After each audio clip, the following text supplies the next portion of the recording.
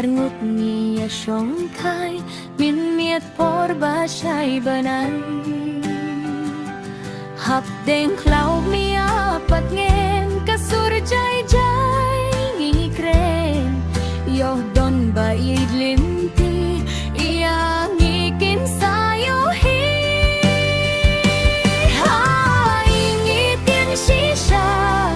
Bantik bayalang samla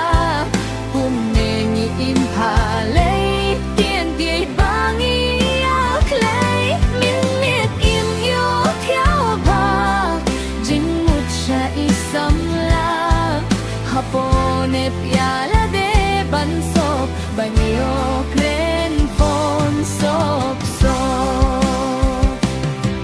bachwa balut balance, we wish good night in advance, sadaka text ni kumbaniap op hapo Haingit yang shisha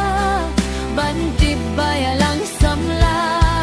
Kumengi impalay Tien it bangi aklay Minmit amyo tiapa Jinmut siya isamla Haponep yala de bansop Banyo kren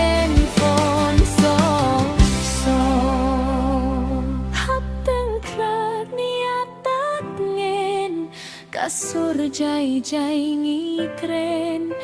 Iyo don bait linti Iyang